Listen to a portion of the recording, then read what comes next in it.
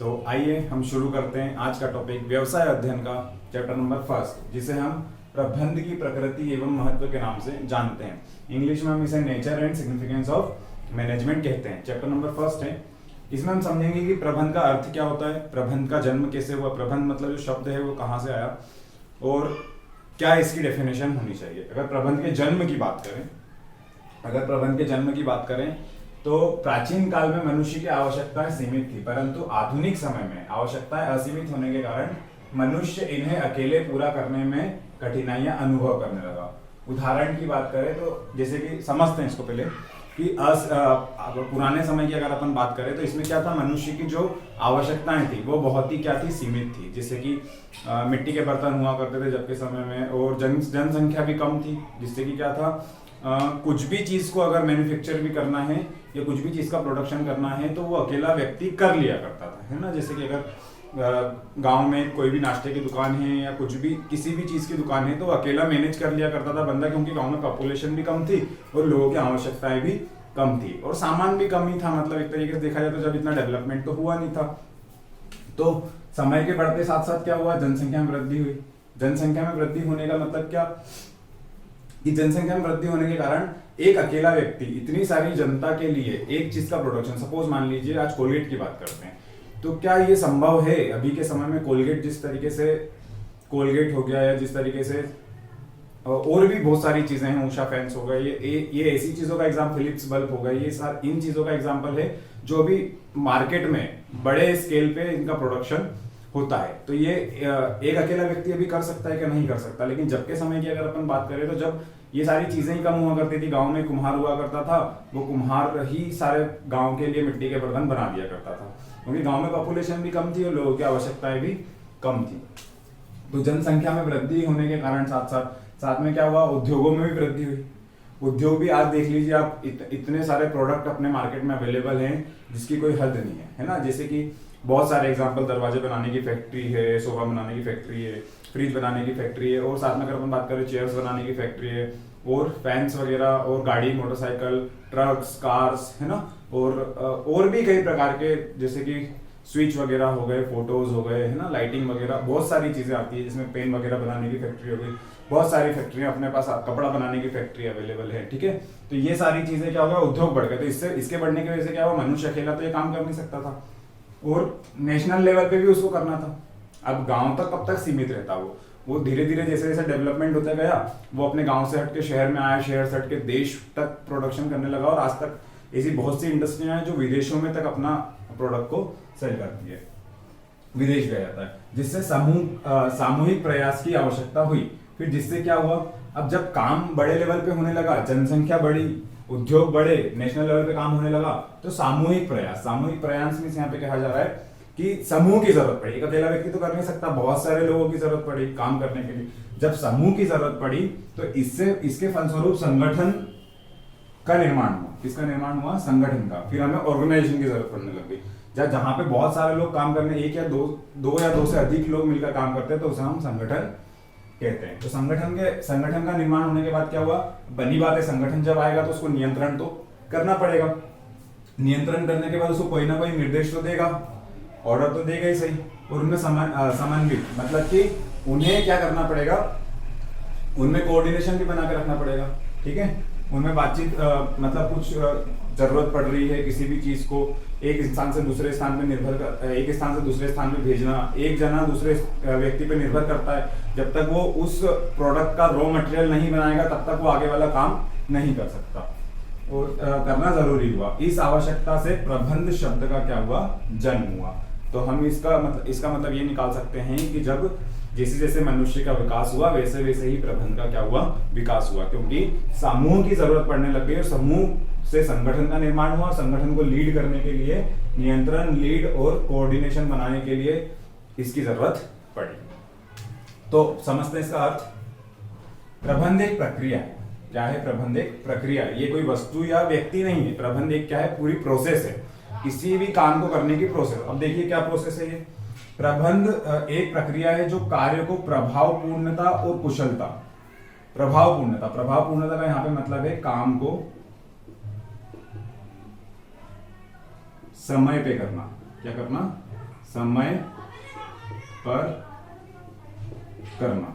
और कुशलता से यहाँ पे बात हो रही है कि काम को कम से कम लागत में करना।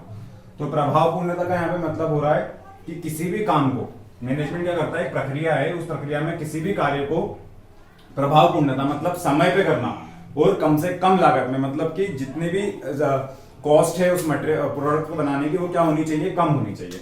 तो कुशलता से करना करने को क्या करता है, वो दर्शाता है। इसी प्रक्रिया को क्या दर्शाता है, प्रबंध एक प्रक्रिया है जो कार्य को प्रभावपूर्ण और कुशलता से करने को दर्शाता है। प्रशासन, उद्योग और संस्था चाहे वो कोई ऑर्गेनाइजेशन हो, चाहे वो कोई इंडस्ट्री हो, चाहे कोई वो प्रशासन हो, इन तीनों में से कोई भी व्यक्ति मतलब जिस भी प्रकार से संसाधन या कंपनी उद्योग फर्म होते हैं, इनके जो मालिक होते हैं, जैसे जो ओनर होते हैं, द्वारा निर्धारित नीतियों, ये जो भी प्लानिंग बनाते हैं, प्लानिंग किसे कहते हैं हम, जो पूर्व में डिसाइड हो जाती है कि हमें भविष्य में, जो बातें पूर्व में डिसाइड हो जाती है कि हमें भविष्य में इस कंपनी को इतना लेके जाना है, इस लेवल पे लेके जाना है, या इतना इतना प्रोडक्शन हमें मार्केट में करना है, या इतना पैसा कमाना है। तो मालिक क्या करते हैं, शुरू से ही पहले से ही क्या बना लेते हैं, नीतियां बना लेते हैं। तो जो मालिकों द्वारा या ओनर द्वारा नीतियां बनाई गई, जो प्लानिंग्स की गई है, उनको क्या करना, क्रियान्वित करना, मतलब उसे फॉलो करवाना। काम कौन करवाएगा, एक मैनेजर करवाएगा। प्रबंध जो पूरा जो मैनेज करता है वो उसे हम मैनेजर बोलते हैं इंग्लिश में। तो क्रियान्वित करता है प्रशासन, उद्योग संस्था द्वारा निर्धारित नीतियों को क्रियान्वित करता है कौन, प्रबंध। और उद्देश्यों की पूर्ति, अब जो भी मालिक ने उद्देश्य दिए हैं, जो भी ओनर ने, कंपनी के मालिक ने, जो भी ये संस्था, उद्योग या प्रशासन ने उद्देश्य दिए हैं, जो भी मोटिव, जिस भी मोटिव से ये पूरी प्रोसेस हो रही है, उस प्रोसेस को क्या करना, फुलफिल करना। उद्देश्य की पूर्ति के लिए किसी व्यक्ति समूह के प्रयत्नों का मार्गदर्शन। अब जो भी लोग मिलकर उस उद्देश्य को पाना चाह रहे हैं, जैसे कंपनी में ओनर ने टारगेट डिसाइड कर दिया कि मुझे अगले 1 महीने के अंदर अंदर 10,000 करोड़ पेन की मैन्युफैक्चरिंग पूरी कंप्लीट होनी चाहिए।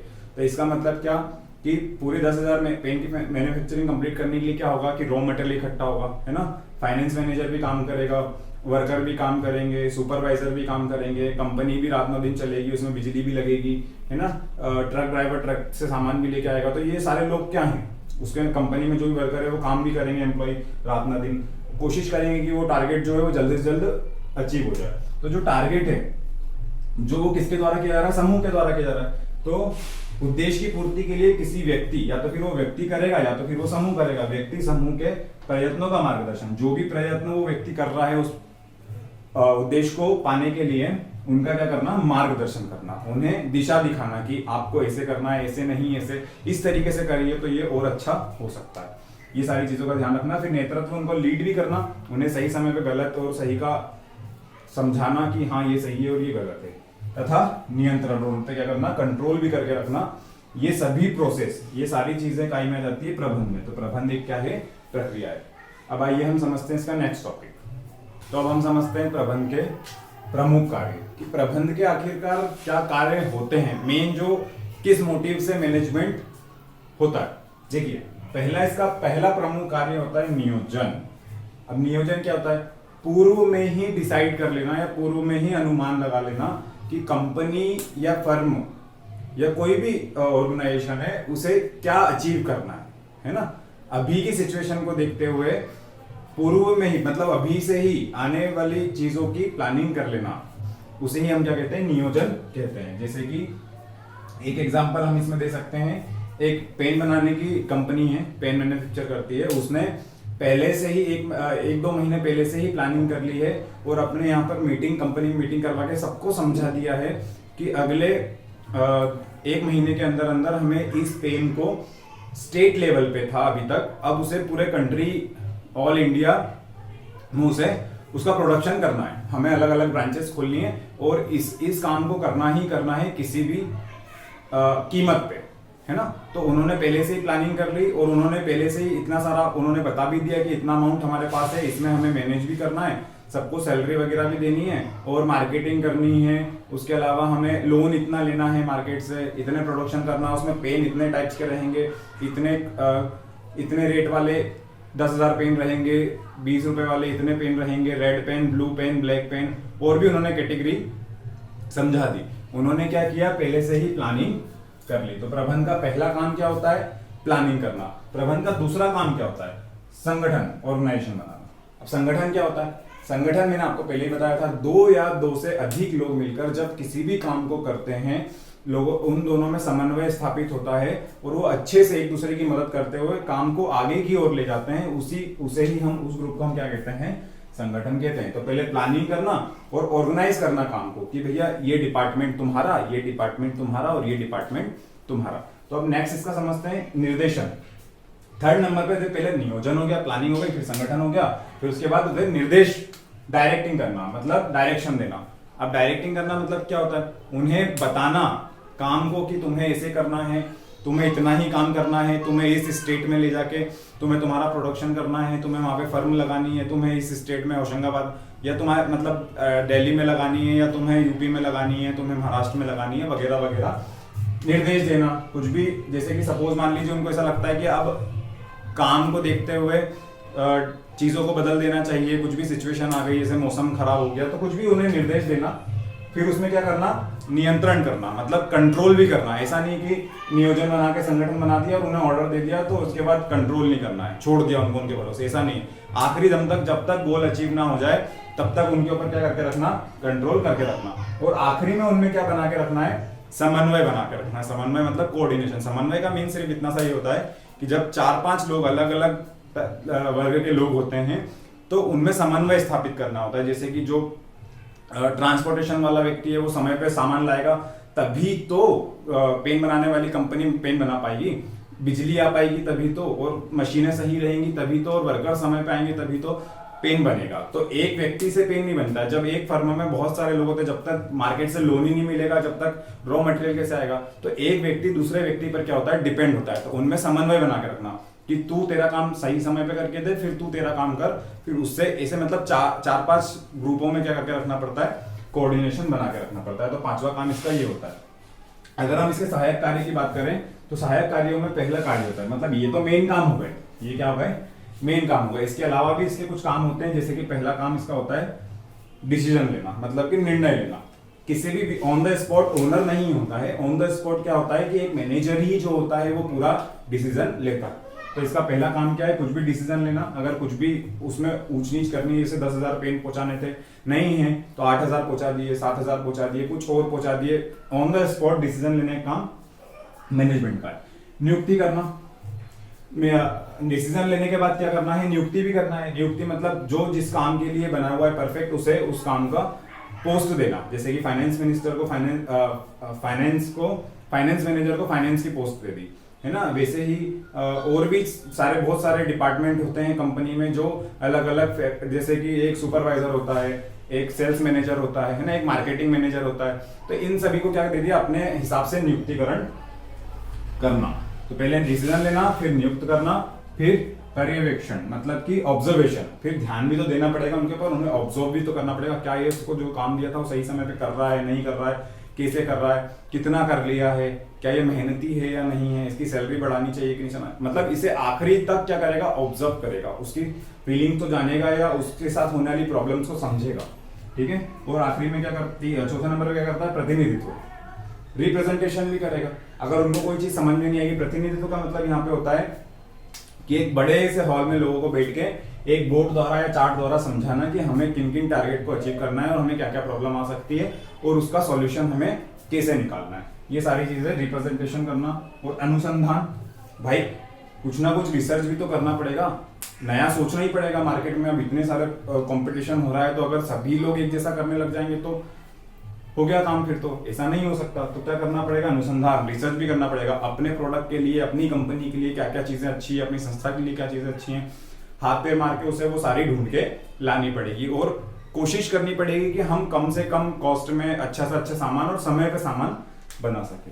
तो वो रिसर्च करेगा कि क्या क्या ऐसी चीजें हो सकती है। रिसर्च में मतलब जैसे और भी चीजें होती है कि अच्छे मजदूर कहाँ पे मिलेंगे, वो रिसर्च करेगा पूरे डिस्ट्रिक्ट में कि अच्छे मजदूर, हाँ ये मेहनती लोग होते हैं, इन्हें हम हायर कर लेते हैं, या ये पेन हम इस तरीके से ना बनाए तो इस तरीके से बनाए तो कम इंक यूज होगी, कम समय लगेगा, कम बिजली लगेगी। तो ऐसा कुछ भी रिसर्च करना इसमें शामिल होता है। अगर छठे नंबर की बात करें तो नवाचार, इनोवेशन, उसमें कुछ ना कुछ नया इनोवेट करते रहना, ये सारी चीजें इसमें आती है। तो अब हम समझते हैं इसमें डिफरेंस आगे। तो चलिए हम समझते हैं इसमें डिफरेंस, प्रभावपूर्णता और कुशलता। प्रभावपूर्णता को हम इंग्लिश में इफेक्टिवनेस कहते हैं और कुशलता को हम एफिशिएंसी कहते हैं। तो प्रभावपूर्णता, जैसे कि हमने पहले भी समझा था कि प्रभावपूर्णता होता क्या है। आशय की बात करें तो इसका आशय काम को पूरा करने से होता है। प्रभावपूर्णता में ध्यान रखिए कि इसमें क्या है, काम को पूरा करना ही करना है किसी भी कीमत पर, चाहे उसमें कितनी ही लागत क्यों ना आ जाए, इसके लिए कितनी भी लागत क्यों ना लग जाए। इसे हम समझते हैं एग्जांपल से। आइए समझते हैं, जैसे कि सपोज मान लीजिए एक पेन मैन्युफैक्चर कंपनी है, उसके बॉस ने उसे टारगेट दिया है कि अगले एक दिन में मुझे 10,000 में पेन को मैन्युफैक्चर करना है, मतलब मुझे चाहिए ही चाहिए। अब उसमें चाहे कितनी ही लागत आ जाए, मुझे वो पेन चाहिए, एक ऐसे क्लाइंट को देना है जो बहुत ही मुझे मतलब मेरा खास है, उन्हें देना है। तो 10,000 पेन मुझे एक दिन में चाहिए, आप कैसे भी करके तैयार करके दो। तो मैनेजर ने कहा कि नहीं, इसमें अगर एक दिन में हम तैयार करने की कोशिश करेंगे तो लेबर डबल लगेगी, लाइट भी ज्यादा लगेगी, मशीन भी रात भर और दिन भर चलेगी, तो इसमें खर्चा ज्यादा आ सकता है। एक पेन की कॉस्ट 4 रुपए से बढ़ के 5 रुपए भी हो सकती है। तो मालिक ने कहा कि मुझे कोई फर्क नहीं पड़ता, मुझे काम समय पर चाहिए, उसे ही हम कहते हैं प्रभावपूर्ण। देखिए ये हो गया। अब बात करते हैं कुशलता। कुशलता से आशय काम को न्यूनतम लागत पर पूरा करने से होता है। न्यूनतम लागत मतलब क्या, कम से कम कॉस्ट में। यही वाला एग्जांपल ले लेते हैं। मालिक ने कहा मैनेजर को कि मुझे अगले एक हफ्ते में मुझे 10,000 पेन चाहिए, लेकिन अभी जो पेन की कॉस्ट आ रही है वो 5 रुपीज पर पेन आ रही है, तुमको कुछ ऐसा करना है कि 3 रुपए 4 रुपए पर कॉस्ट आए। तो मैनेजर ने कहा सर मैं कर तो दूंगा, लेकिन पेन बनाने में समय लगेगा। तो मालिक ने कहा कि हाँ ठीक है, समय लग जाने दो, मुझे कोई परवाह नहीं है, लेकिन मुझे क्या करना है, न्यूनतम लागत पर, मुझे मतलब कम से कम कॉस्ट में मुझे प्रोडक्ट को तैयार करना है, चाहे कितना ही समय लग जाए। तो कुशलता का मतलब क्या, कुशलता से आशय काम को न्यूनतम लागत पर पूरा करने से होता है।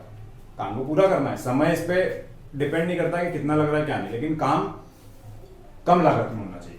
इसका उद्देश्य क्या होगा, बनी बात है। देखो प्रभावपूर्ण का उद्देश्य क्या होगा, इसका संबंध अंतिम परिणाम को समय पर प्राप्त करने से होता है। इसका उद्देश्य मतलब इसका मोटिव क्या होगा, इसको काम को किसी भी कीमत पे, इसका संबंध क्या है, अंतिम परिणाम, किसी भी कीमत पे अंतिम परिणाम तो चाहिए ही चाहिए। जो बॉस ने बोला है 10,000 पेन का, वो एक दिन में मुझे उन्हें करके देना ही देना है, और काय पे प्राप्त करना है, समय पे। और इसका उद्देश्य क्या होगा, यह कम संसाधनों का प्रयोग करके। बनी बात है कम रिसोर्सेस, बहुत कम रिसोर्सेस से बॉस ने कहा कि मुझे एक हफ्ते में पेन चाहिए और मुझे 4 रुपए पर कॉस्ट आनी चाहिए। समय की परवाह नहीं है, लेकिन 4 रुपए कॉस्ट आनी चाहिए एक पेन की, कम होना चाहिए कॉस्ट। तो संसाधन क्या होगा, लिमिटेड, मतलब पैसा भी लिमिटेड खर्च करना है, लोगों को भी कम लगाना पड़ेगा काम करने के लिए, मशीन भी लिमिटेड चलाना पड़ेगी जिससे बिल कम आए। तो यह कम संसाधनों का प्रयोग करके अधिक से अधिक लाभ कमाना, इसका उद्देश्य क्या होता है, लाभ कमाना होता है, प्रॉफिट अर्न करना। भाई कम कॉस्ट में पेन का प्रोडक्शन होगा तभी तो प्रॉफिट होगा ना, उसको मार्केट में 10 रुपीज पर पेन, 15 रुपीज पर पेन सेल करेगा। तो इसका मुख्य ध्येय क्या होता है, इसका मुख्य ध्येय होता है निर्धारित समय पर वांछित उत्पादन, मतलब जो भी हम चाहते हैं, जो भी हमने समय डिसाइड किया है, और वांछित मतलब जो भी चाहते हैं उत्पादन को प्राप्त करना, जो भी उत्पादन हम करना चाहते हैं, इसका मुख्य ध्येय होता है। मतलब जो भी बॉस ने कहा है, जो भी हमारा मोटिव है कि हमें ये इतना चाहिए और इतने समय में चाहिए, इसका मुख्य ध्येय उसे ही प्राप्त करना होता है। इसके अलावा कुछ नहीं दिखता है। चाहे कितना ही पैसा लग जाए, काम समय पे चाहिए ही चाहिए। और न्यूनतम लागत पर वांछित मतलब कि कम से कम कॉस्ट में वांछित मतलब जो भी उत्पादन चाहिए को प्राप्त करना, इसका मुख्य ध्येय होता है। तो इसका मतलब सिर्फ डिफरेंस में सिर्फ इतना था कि प्रभावपूर्ण, इफेक्टिवनेस का मतलब क्या होता है, काम को समय पर करना, चाहे उसमें कितनी ही लागत आ जाए, चाहे कितने ही श्रमिक लग जाए, चाहे कितनी लेबर लग जाए, कितना ही पैसा लग जाए, रात ना दिन काम हो, लेकिन काम टाइम पे चाहिए। और कुशलता का मतलब क्या, काम भले से ही देरी से होगा चलेगा, काम लेट होगा चलेगा, लेकिन काम, जो भी काम आप कर रहे हो उसको कम से कम लागत में और कम से कम संसाधन में पूरा करना ही कुशलता कहलाता है। एक स्किल्ड व्यक्ति क्या करता है, कम लागत में अच्छा काम करके देता है, मतलब उस प्रोडक्ट में कम से कम लागत लगाता है। तो इसका मतलब यही है। तो प्रभावपूर्णता कुशलता में अंतर। तो आई होप कि आपको टॉपिक समझ में आया होगा। अगर आपको टॉपिक समझ में आया है तो वीडियो को लाइक कीजिए और चैनल को सब्सक्राइब कीजिए। मिलते हैं नेक्स्ट वीडियो।